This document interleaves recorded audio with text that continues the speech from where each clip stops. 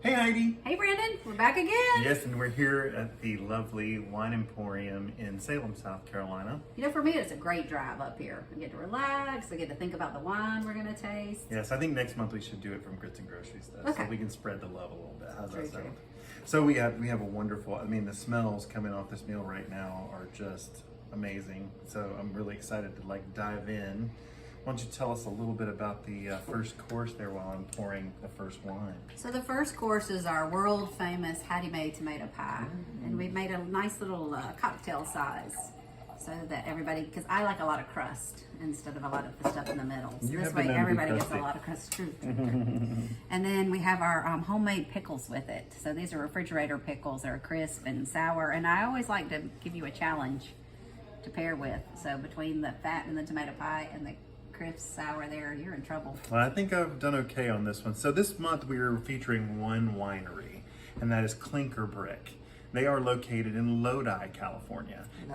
Lodi. And Lodi doesn't get the respect that Napa and Sonoma get, not even Paso Robles, because it's a little hotter, it's a little drier. So what they do out there is a little different from what they do in the other areas of California. But if you choose the right varieties of grape, you can have some beautiful wines. So they've given up on Chardonnay out there because it just doesn't get cool enough to have it, but they've started doing Albarino, which is a Spanish grape.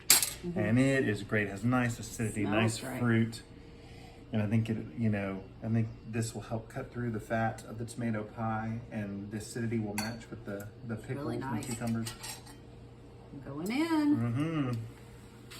Let's give this a good old try here. You know, you're not being humble when you say, I mean, you're not lying when you say that these are world famous. I have people ask me about these tomato pies like all over where I go when I say I know you. Well, the lady who took care of us growing up would make these with the tomatoes that weren't slicing tomatoes. And so I loved them, and they always made me think of home. So, You're right, this has the right amount of crust. yeah, I'm more of a crust girl. That's why I married a pastry chef. You gotta get your carbs in there. That is perfect with this. Great job. Super job. Nice acidity. I'm gonna pick up people. Very good, very tasty. And cut. Course 2. Yay. All right, what you got for us today? I'll pour some wine. Okay, so I have smoked chicken breast. It's a skinless, boneless chicken breast, smoked, still moist, with dill sour cream, and then Parisi Farm vegetable slaw. So you can eat the slaw. This is always a big question. People call me and say, am I supposed to eat it hot or cold? So you can eat it however you like. If you like it hot, heat it up. I like it room temperature because it's hot, and so I love a room temperature plate this time of year. Okay, sounds good to me. Well, we're pairing that. So again, Clinker Brick Winery, and said, you know, the grapes that do better in warm climates do better out there in Lodi. This is a good example. This is a Southern French varietal known as Carignan, and it does really well with hot, dry weather, just like they have in southern parts of France. So what you get is a very rich, flavorful, full-bodied red that I think will match really well with the smokiness that you have on this chicken here. Let's taste the wine before we eat that. Is it? So it's South Lodi? It's in the San Joaquin, Sacramento River Okay. Delta area, so closer to Sacramento. So one of the things you'll notice about these wines is they're not shy. You know, there's not any subtlety going on here. They are full flavored, very bold, which goes well with flavors like smokiness. That's really good together. I'll have to catch up with you. Tell me, the vegetables, you get those from a farm nearby. So near your we restaurant. have a local farmer. They're in Abbeville County. It's Parisi Farms, and the daughter has taken over the farm pretty much. And so they grow about 80% of our vegetables. So these are, we have tricolored carrots in there. We have zucchini, yellow squash, golden zucchini, which really confused my son. Zucchini could be yellow, but I told him there are a lot of things that he'll learn are very confusing in life.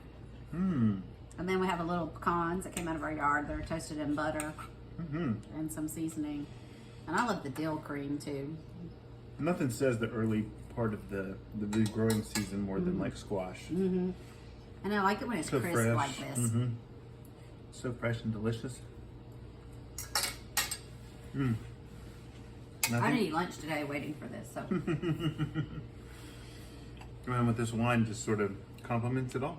Yep. Cheers. Cheers, cheers. All right, so, you know, my favorite dessert. Like I said, once again, yeah. that's why I married a pastry chef. Yeah, I figured. So I want to talk about this. So there are some people who might have some wine knowledge, and they're going to go Zinfandel with this cake, and Oh, I think Zinfandel with anything. they're not completely wrong. And if you feel that this is not a good match for you, then you have two desserts. Have some cake, and then go back to wine like it's an after dinner drink and have the Zinfandel after dinner. Nothing wrong with that whatsoever. I think Zinfandel with its fruitiness and its boldness, especially this one, the Old Ghost from Clinker Brick, which is very strong, very bold in its flavors. A lot of jamminess going on there. I think it goes well with cake. If you don't, then you have two desserts, and it'll be just as much fun as it was. So, I've never been a Zinfandel. I didn't like. I didn't either. I love the chew of it. To me, it seems like it is really the most quintessential Californian It's wine. a lot of alcohol. Yeah, no, high alcohol, high flavor. Yeah. You know, so. See that berry flavor that you get there? I think it goes great with dessert. We should Even put some chocolate. blackberries with the cake. That's like that blackberry Well, taste. you know, there is that, but your cakes usually don't need much help, to be honest with you. So, what is Oh, this look at one you this and your week? fork. What is it this So week? this is a lemon coconut cake. And so it has coconut milk in the cake. And lemon. See, I want to see how it goes. Oh, I think they're good together. I really like the heat from the alcohol. I'm a Zinfandel person though. No, I love them together. I don't think that the sugar in the cake overpowers this at all. It has plenty on its own, and it actually sort of is buoyed. The flavors of these actually come out a little bit because they're buoyed by the flavors of the cake. Once again, you're a genius, Brandon. Well, let's not get carried away. You know? Oh, no, you're a genius. But no, I love doing these with you, and I hope that everybody at home is having as much fun with these as we do. And we'll continue to bring them to you. Matter of fact, we were just talking about what we're going to do next month. So. Next month, I've got brisket. Everybody loves brisket. So I figure that's a good July one. Yeah, that does sound good. Well, I'm sure I'll find some beautiful ones to go with that will really complement it. But we hope to see you again in July for the Grits and Groceries and Wine Emporium pairing and sharing. Cheers.